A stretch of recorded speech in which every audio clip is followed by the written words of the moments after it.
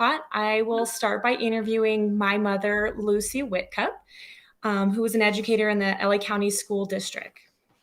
Lucy, Yes. can you please tell us your name and what your role within the LA County School District was?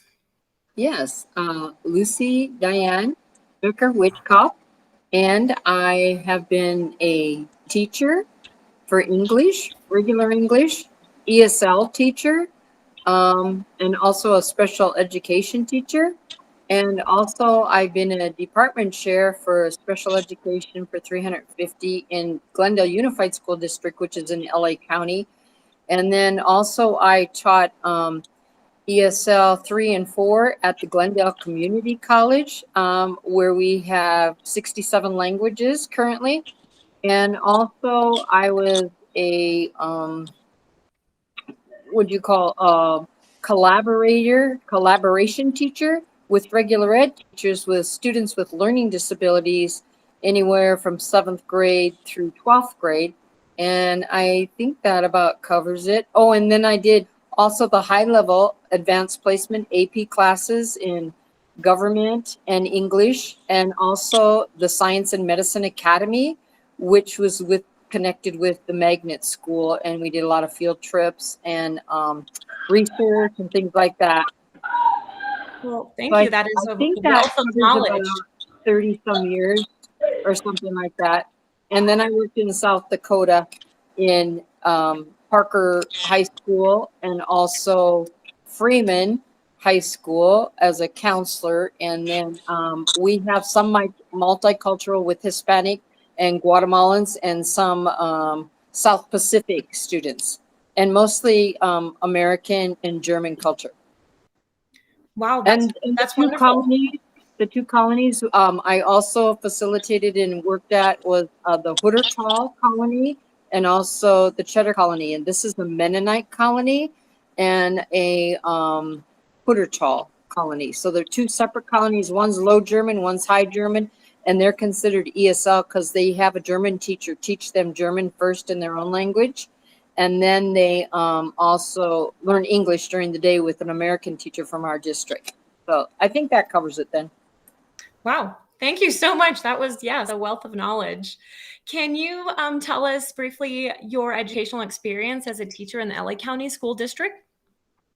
Yes, it was very wonderful. It was very enriching and very gratifying, and also at the same time very challenging and be a little bit of frustration sometimes, especially when I did the content readiness class. And that was a class of about 38 to 40 students, and it was a 2-hour block. And we did reading, writing, and speaking. And they came from many countries, such as Bulgaria, Armenia, Istanbul, Russia, Cuba, Mexico, and a lot of southern Latin American countries, Guatemala, El Salvador, a lot of those countries from Central America also. And I guess, oh yeah, and I forgot Europe. We had a couple from Italy and a student from London.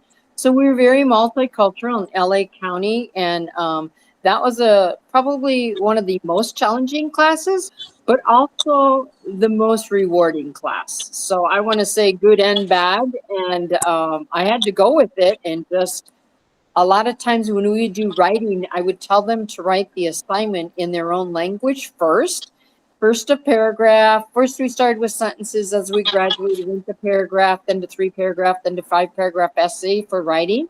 So we could get them up to speed for proficiency. And we worked at that quite a bit at 2-hour blocks. So Monday, Wednesday, we would do writing. Tuesday, Thursday, we would do reading. And Friday was speaking and a little bit more game playing. And the hard part about English is we have so many cliches and slang sayings that we use, like, oh, you're pulling my leg. They don't know what pulling your leg means, okay? And we use that in our English languages. It's hard for them to understand.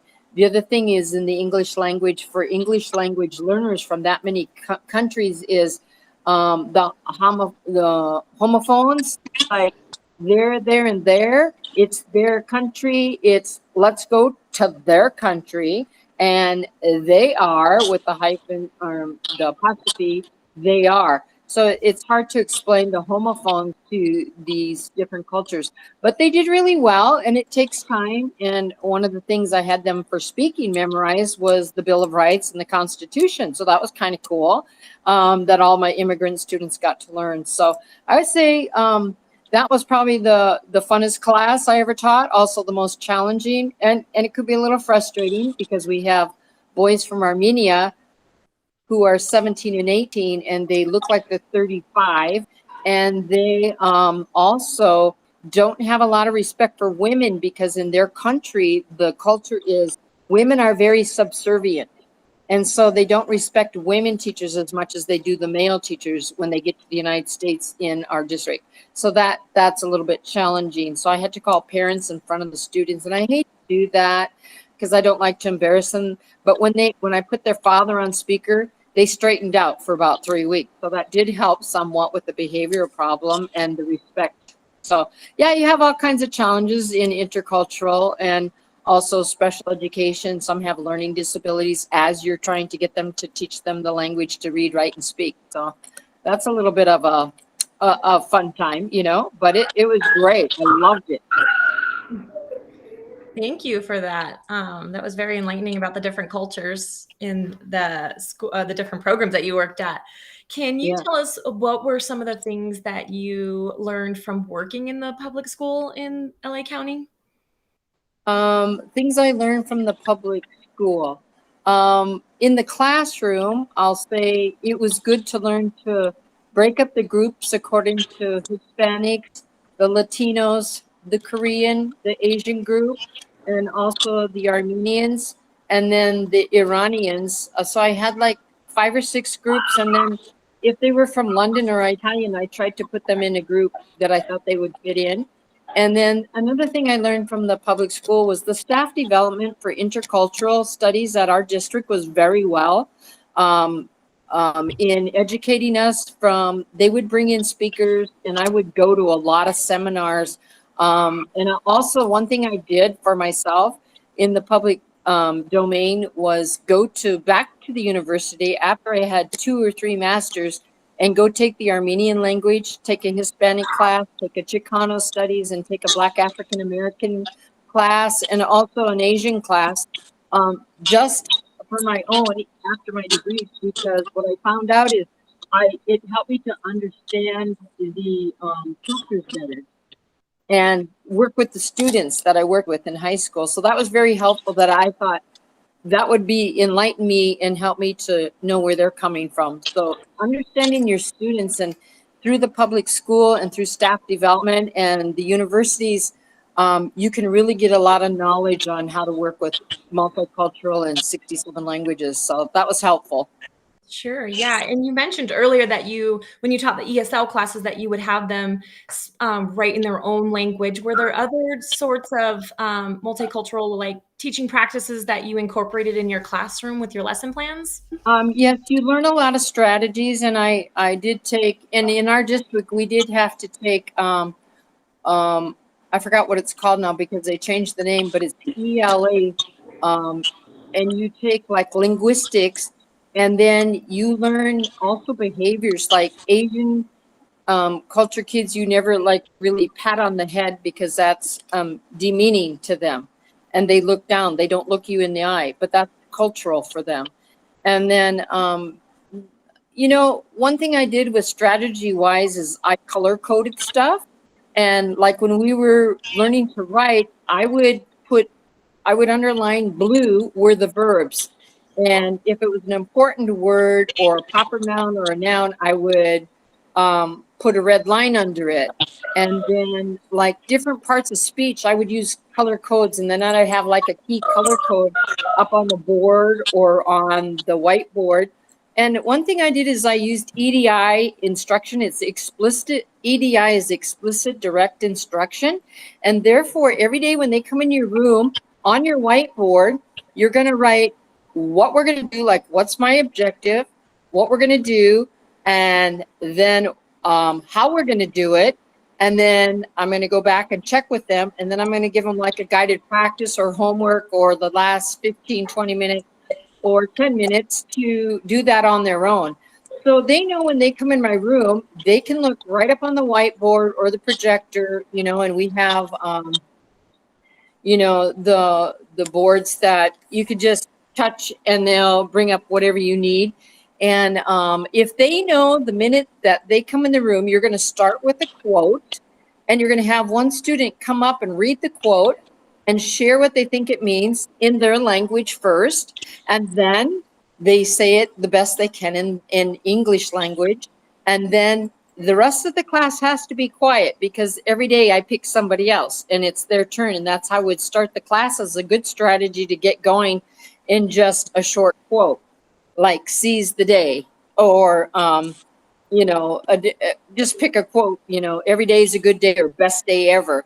What does best day ever mean? I don't always have a best day, but it was kind of interesting and they would give their own take on stuff. So that was another strategy beside the color coding and using a quote. And another thing I did was I would have them explain to me their difficulties and what was hardest for them. And I would try to work on those things because maybe it wasn't the language verbiage, maybe it was being vocal or expressing themselves through reading, writing, and speaking. And sometimes you don't realize how difficult it is for some students to do a certain task. What we think is very easy is very difficult for them. So I think you always have to use a sensitivity in working with multicultural and a lot of languages like that in your classroom. If you can be sensitive and still have a happiness and joy and welcome them every day so they want to be in your classroom, and we're going to get down to business and every day is a good day, and stay up with a good positive attitude, it makes them feel good. And also compliment them when they do well, they say something well, they write a paragraph well. Compliment them to give them confidence to keep learning in English and in their own language. So that's a big plus, is to build the confidence and stay positive along with your other strategies. Yeah, that's some great tips. Thank you for sharing all of that. Kind of led me right into my next question is, what is the most important thing that you did to support the students and their families? Students and their families, I think the best thing you can do is value each student and value their culture and value their language and their customs and their food. Like we had an International Food Day one day, and they got to tell what their food was. They brought it. Their parents, I invited the parents to come into the classroom so that they would know they're welcome anytime they want to walk into my classroom. They are welcome, and they can see the learning process, and to praise them and to value them and let them know that we are there to help them grow and to learn and do the best they can in our country. Wonderful. And I'm curious, you mentioned earlier that you retired and then you moved to the Midwest, and you're currently a counselor at a school in the Midwest there. Can you explain the differences in your educational experiences between the two different environments?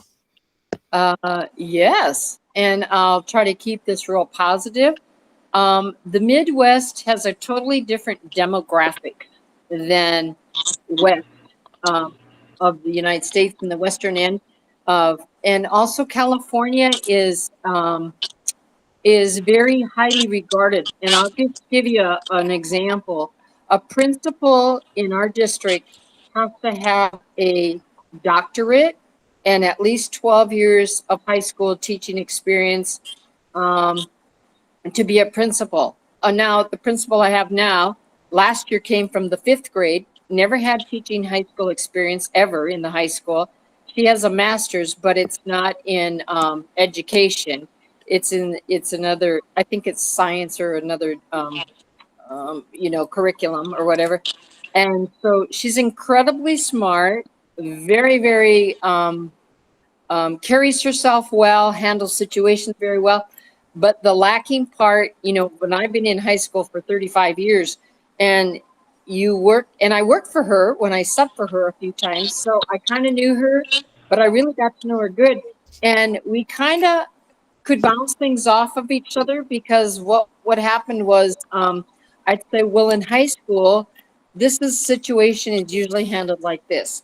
And in the counseling office, what you say in the counseling office stays in the counseling office unless they're going to hurt themselves, they're going to hurt somebody else, or they need to be medically admitted to a hospital, or 5150, which is a 72-hour lockdown. So, so it's a lot different with administration. Counselors probably don't have the higher value that they do in the West, because every Monday morning, the counselors, all 6 counselors, would get together with their SRO officer, which is the resource officer, school resource officer, and the 4 assistant principals, APs, and the 2 principals. We had a co-principal model where there's 2 principals, 4 APs, resource officer, and 6 counselors. And we would meet around the table, administration, so we could all be on the same page with all the activities, the curriculum, anything that came up, good or bad, the whole week. And communication kept going very well. At this school, what I'm in, I think I met with them 2 times all year, which was really a struggle because the communication wasn't as good. And also the superintendent came from another state, which is from Minnesota, and he has a different theory, a different demographics in Minnesota as in South Dakota. So we have a 5th grade teacher being a new principal, we have a principal being a new superintendent, and we have an old counselor like me who has a lot of experience and 4 masters, and I bring a lot. But the learning curve for me was learning how to do it in the country, the rural area, and the colonies. And I had 5 domains, the elementary, the junior high, the high school, and then 2 different types of colonies. So it was quite different culturally, but still a great learning experience for me, great learning curve. And I thoroughly love kids. So if you carry that, whatever district you go to, whatever end of the United States you go to, you can't go wrong because those students feel your love, and they know that if you're their best cheerleader and you're rooting from them and you try to be positive every day, no matter what your situation is, just rise above it and be happy and welcome them. Every day they walk in your office, every day they walk in your classroom, make them feel welcome and valued. Wow, thank you so much, Lucy. I really appreciate your time today and value everything that you've said. With respect to time, I wanted to open it up just a couple, if anyone had any questions that they wanted to ask Lucy in the next few minutes or so, and then we can move on to our next interviewee. Questions? No? I have a question. So how did you get started on this road in education? What made you want to be an educator? Well, actually, I didn't. I didn't. Some might seem funny. Everybody said, "Oh, you should be a teacher. You love kids. You'd be a really good teacher." And I go, "No, I wouldn't. I would break all the rules. I don't think I could follow the rules of being a teacher because you have to make the kids mind." And I think I was that kind of ornery student. And I would sit in the back of the classroom, get my homework all done, and be real quiet. And so I did. When I went home, my time was my time. So I said, I don't think I'd be a good teacher. So I didn't do that right away. I pursued other avenues and careers, like working at an oil company in Houston.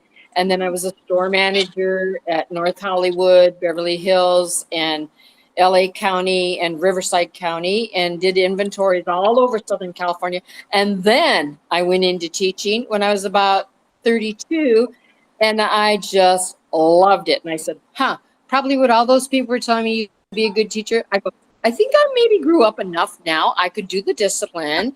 I could have classroom control. And I probably could follow most of the rules. Maybe not all, but most. Okay. I think now I'm going to be a teacher. So I had to kind of develop myself. People planted that idea of being an educator and a teacher and a counselor in my head, probably starting in the 8th grade, through high school, through college, through my first master's. And then I'm like, you know what? Now I'm going to do it.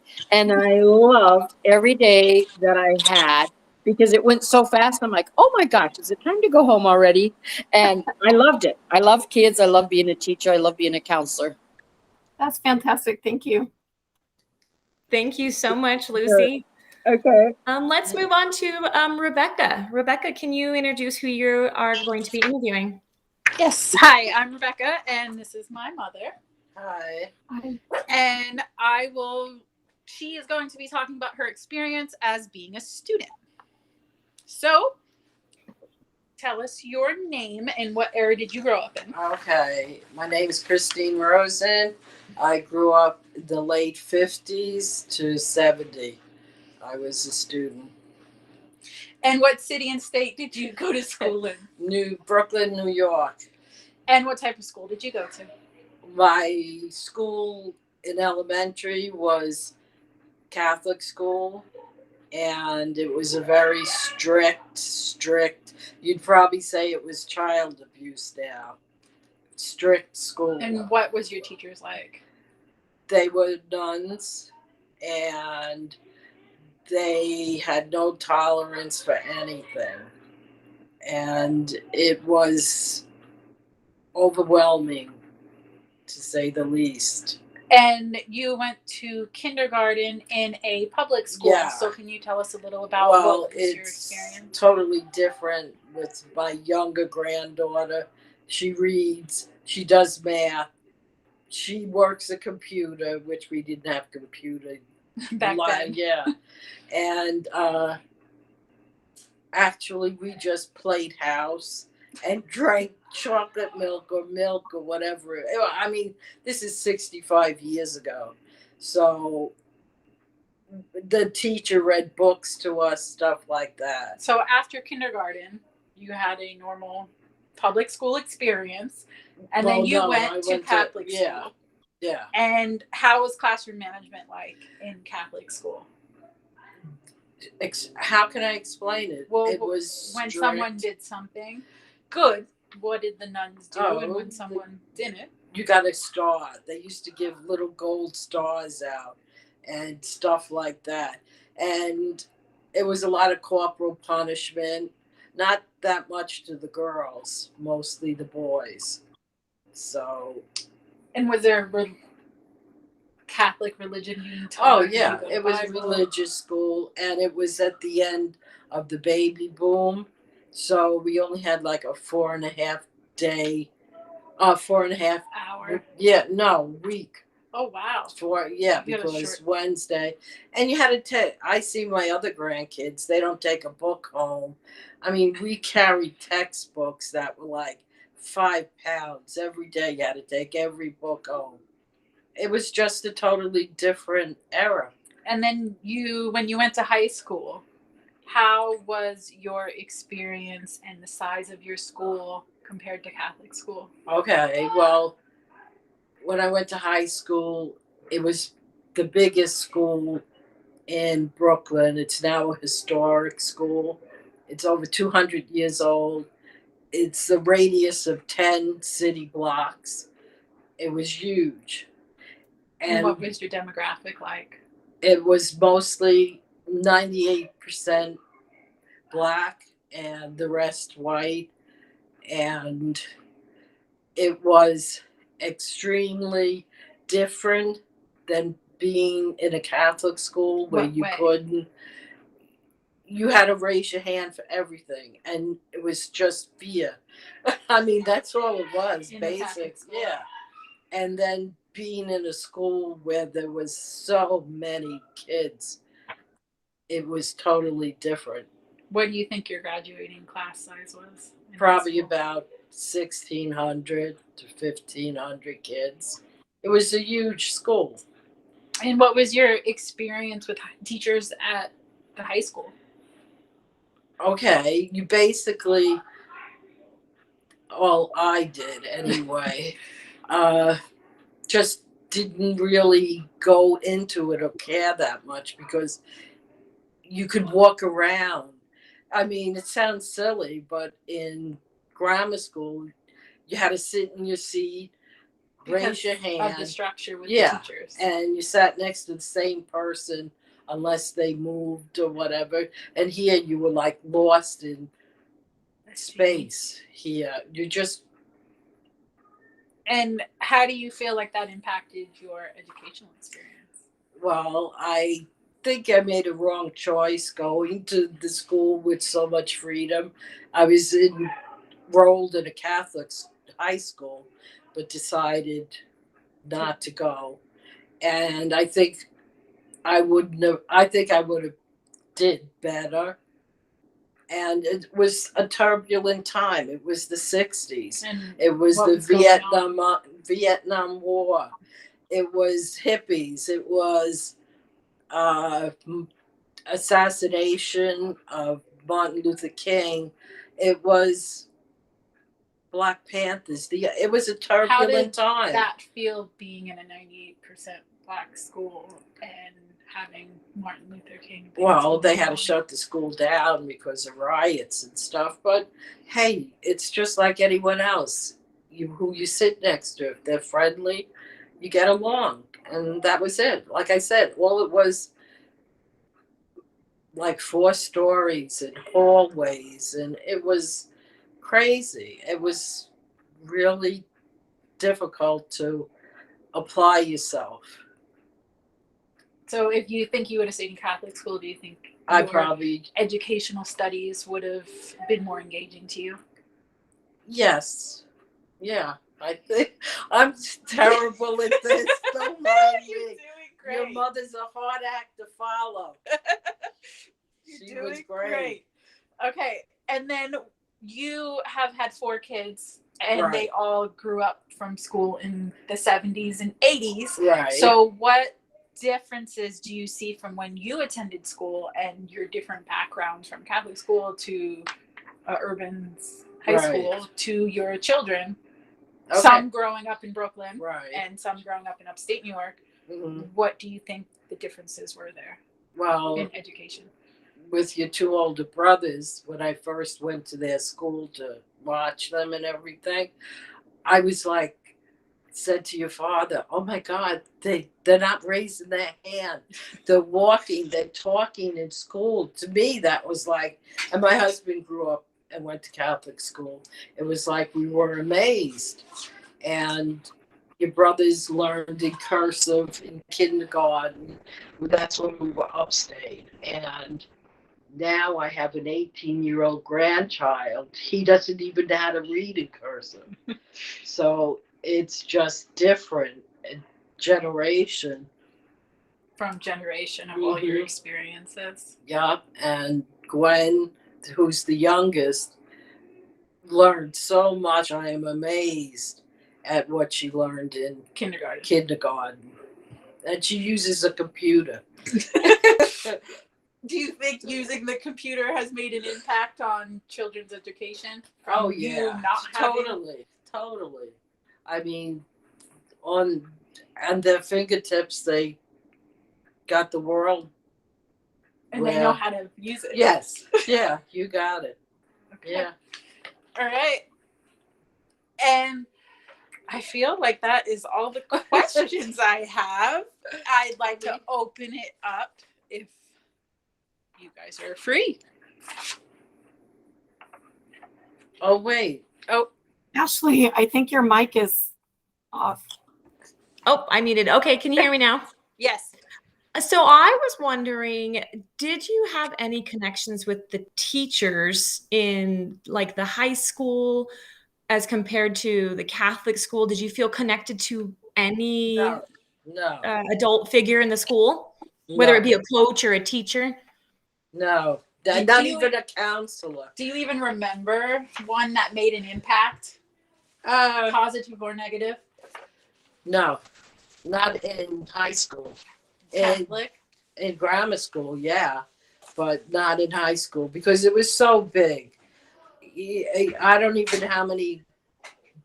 Like I said, the graduating class is 1,600, so the school was huge. You were lost, and it was basically you had to do your work, and if you didn't, you didn't. Then you didn't graduate. Oh, It's I very did independent. Not you. I Oh. meant the people that Right, didn't right. do it. It's very independent studies. Exactly.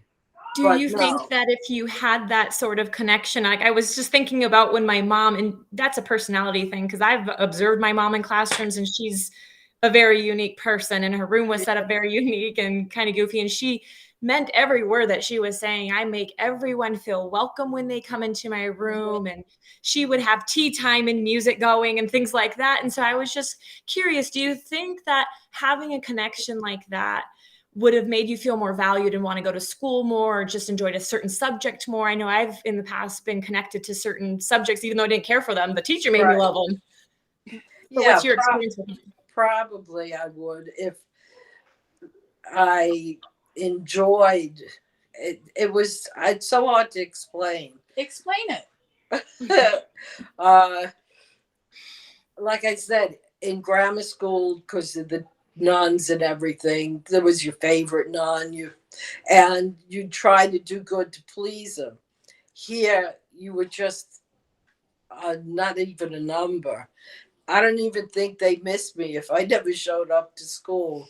That's the way it was. And, I think if I would have went to Catholic high school, it would have been different because of the rigid structure, from going to structure to nothing. So what was that feeling like when you went from nuns are in full garb. Right. You're being taught religious studies. Right. Kids are having punishment happen to them, Mm-hmm. even in the physical sense. Uh-huh.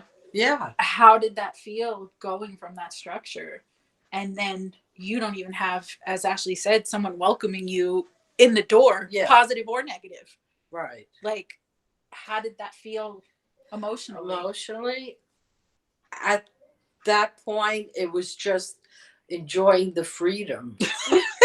That, to be honest, of being able to talk and move around. Oh, yeah. You went to your classes. Like I said, in grammar school, you sat in that same seat. The nuns would come and teach you. They would walk around. But to just be able there, to walk in through the halls to different and at classes. 14, a kid, it's like getting out of prison. And, what kids do at 14. Yeah. So, but things could be different, but they weren't. I'm also kind of curious about some of the major events that took place while you were in high school to experience.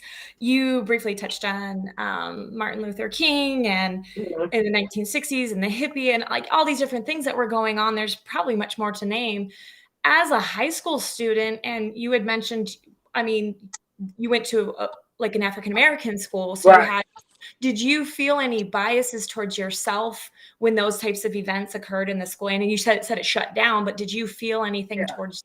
Oh yeah, there was a lot of people getting beat up and things like that. But it was a tough school. It was probably one of the toughest schools in Brooklyn, and it wasn't like now they have the bullying and stuff. Bullying was a part of school years ago. You had to learn how to acclimate and be yourself and be with other people that don't agree with you. Now it's crazy what I think goes on in school with bullying and that's just things we grew up with. So it's totally different era from what I see with my grandkids and everything. What about when like JFK happened? Oh, yeah. Well, I was in grammar school then when assassination of JFK. And like I said, then it was in high school, Vietnam War, which, there was demonstrations and things. Did that affect the school population, having all the Vietnam protesters and everything going on?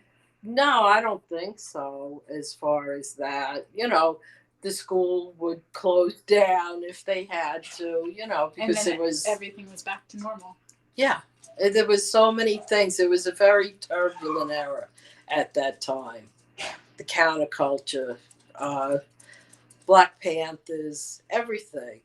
So it's now when I see my grandkids in school, it's totally different from what I went through. And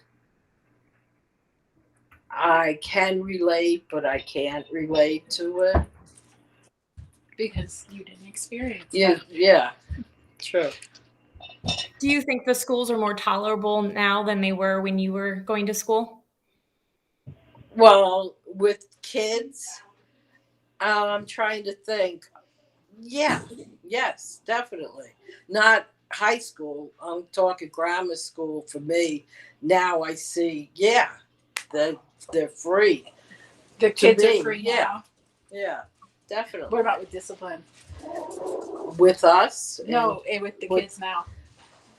I don't know how much they get disciplined, the kids, actually. I mean, It seems like they have more freedom a little bit. so I don't know what else to say. Anyone else have any questions? I have a little question. So are there any teachers that your children have had or your grandkids have that you've really liked, and why did you like them? Okay. Like, what did they do that you thought was really nice? Okay, I don't remember Eric, my third son. He had a teacher, I think, in 5th grade. I don't remember her name. I had her. Oh, what was I her don't name? remember her name, but Okay. she liked whales. She Oh, was a sweet. really Okay. nice woman, and we used to visit Yes. her. And she Oh. talked to Eric like they were friends.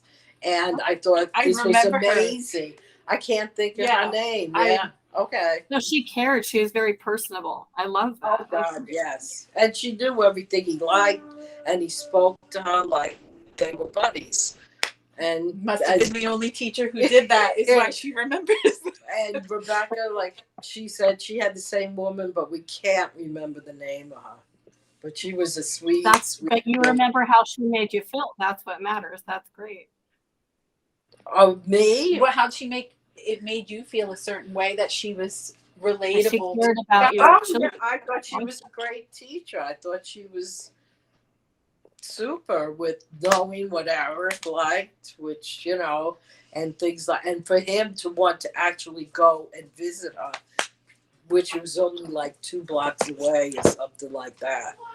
And we did that a couple of times. Wow, that's neat. Yeah. That's very That's really special.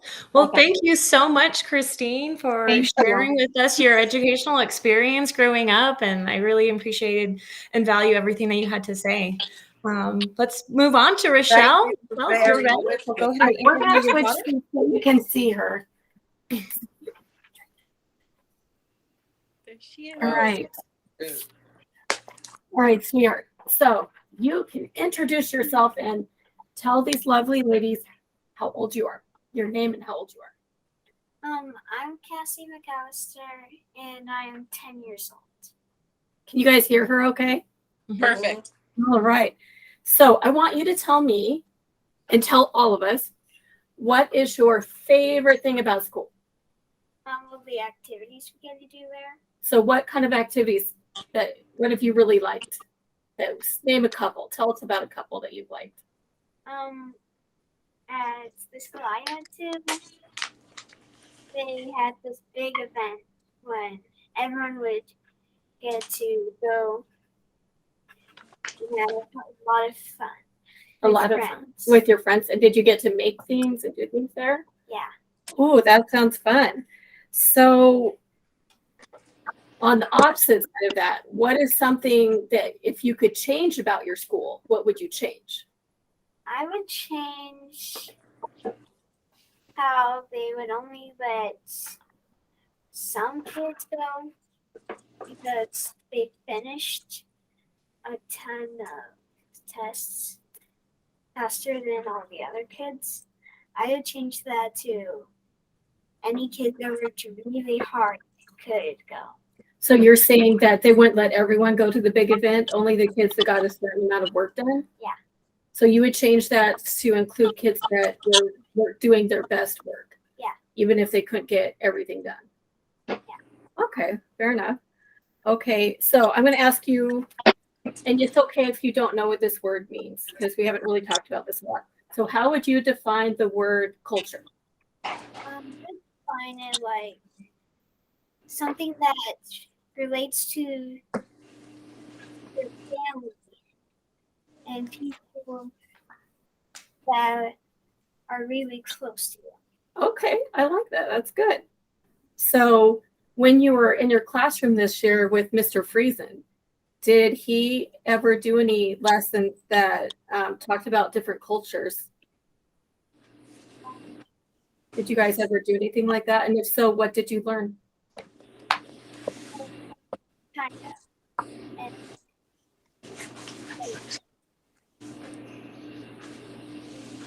And the teacher more did that a lot more. What teacher helped taught you about different cultures? My music teacher, Mr. Hughes. And what did Mr. Hughes teach you about culture that you liked?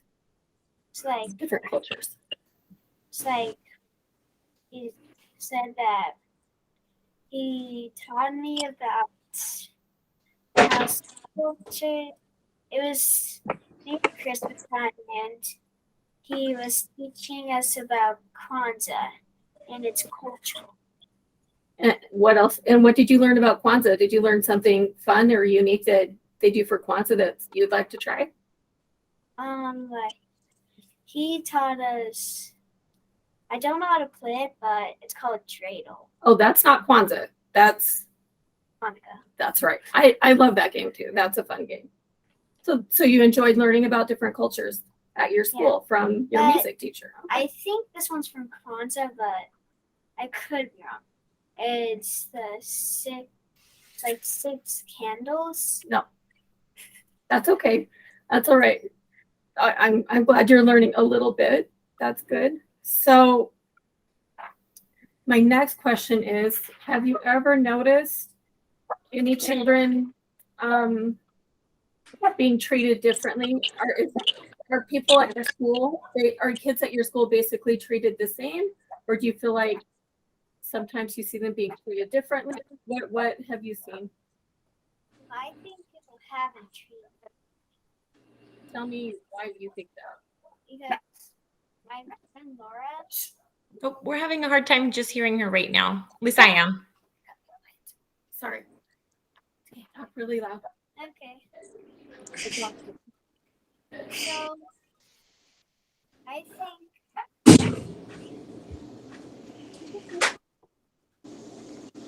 We're just asking, have you ever noticed anyone being treated differently? yes. Okay, tell me about My that. friend Laura, she was treated differently. She came in to grade school in the middle of school, and no one really. The middle of the school year, you mean? Yeah. And then nobody really wanted to be friends with her Why do you think that is? because she was new. Nobody knew anything about her or wanted to. Okay. And you know how that feels because you didn't start at the school you're at now, at kindergarten. So how did it feel for you to start as a new student? Was that scary?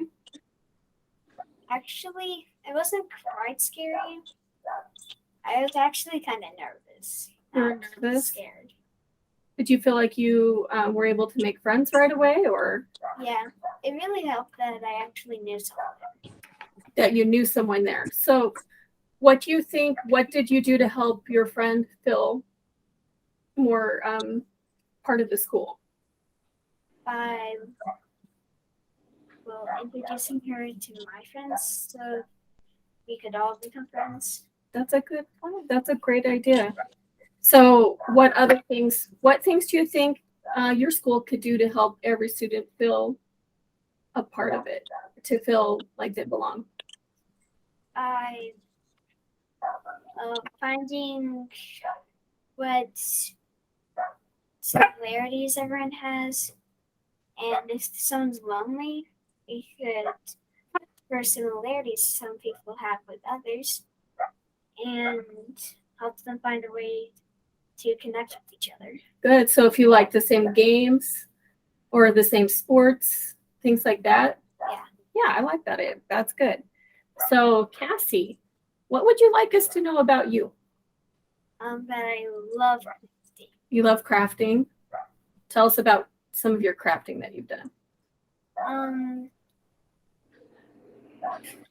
Or So I love engineering. It's a lot like crafting. And I just made something that you can tell about what you made. it's like I made something that really sparks my interest, that really makes me happy. Cool. Okay, so do you think that you could make a positive difference at your school? Yes. Yes. So how will you do that? What are ways that you can make a positive impact at your school? By treating everyone how they should be treated. Kindness. With kindness? Yeah. That's good. I liked your idea about finding similarities, finding ways that you guys can relate to each other. But what if there aren't a lot of similarities? Can you learn about someone else? Or learn about things that they like, even if you're not familiar? Yeah. Do you think that might be a good way? Yeah. I think so too. Well, Cassie, thank you. I know that's a lot. So does anyone have any questions for Cassie? I have one question, Cassie. I'm curious, we all watch TV, right? I'm sure you've seen other schools, or maybe you've been to a friend's school or seen them driving by. Are there things at other schools that you've either seen on TV or your friends have told you about that you think would be more fun at your school, or that you would think that would make it more exciting or fun and be a positive thing at your school? So I actually went to another school before the school I used to be at. So it had activities like almost every single month. So what kind of activities? What did you like about that other school It's that you like- wish they did? It made it so every kid could go. So you just want every kid to be able to do it. Yeah, because it's And more of it. unfair. Okay. I think they should make a crafting club. I think so too. Sign me up. I think my dad was thinking about doing it. It's just COVID hit and we couldn't really do that. So what was it like for you when we had to stay home that year for COVID? Did you like it? What did you I like about did. it? What did you not like about it? You better have liked it because I was your teacher. What I didn't like was that we didn't really get to make new friends because we're on digital computer. We can't really talk to anyone because, well, teacher can hear everything. Teacher can hear everything. Oh. That's not So, fancy. Mom, And so can I. That's true. what can I ask a question? Yeah. Was there anything you really liked or learned that helped you during COVID with your mom teaching you at home? So basically, I used to not really like reading at all. I thought books aren't really fun, but the year I spent a whole year with my mom, she really improved my reading, and now I'm reading so many books. Yay! Oh, I love that. Proud Awesome. mom moment. Special. That was awesome. Thank you, Catherine. Thanks for you to say. Gold star. And can I ask another question? Sure. So going from online and being at home and not having your friends, how was it the first year we just came back, going into a grade and having time to be able to make friends and have a different teacher and be able to be there while they're teaching you? It was actually pretty exciting for me. Actually getting to go out and see others was actually really fun. You liked it a lot. Something that helped me really was Well, the only year I actually went there was 3rd grade. I got to be in a class with a lot of my 3rd grade friends. That's And so I got to be friends with my whole entire class. Uh-huh. Because my teacher, Mr. Friesen, he was really good in outdoors and he always made everything fun. Everything. He actually did an engineering project when we had to figure out how to make a kite. And,